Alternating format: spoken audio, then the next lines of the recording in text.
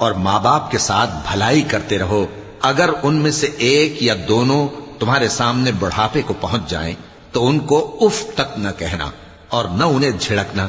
اور ان سے بات ادب کے ساتھ کرنا، اور عجز و نیاز سے ان کے آگے جھکے رہو اور ان کے حق میں دعا کرو کہ اے پروردگار، جیسا انہوں نے مجھے بچپن میں شفقت سے پرورش کیا ہے تو بھی ان کے حال پر رحمت فرما، جو کچھ تمہارے دلوں میں ہے تمہارا پروردگار اس سے بخوبی واقف ہے، اگر تم نیک ہوگے تو وہ رجوع لانے والوں کو بخش دینے والا ہے۔ اور رشتہ داروں اور محتاجوں اور مسافروں کو ان کا حق ادا کرو، اور فضول خرچی سے مال نہ اڑاؤ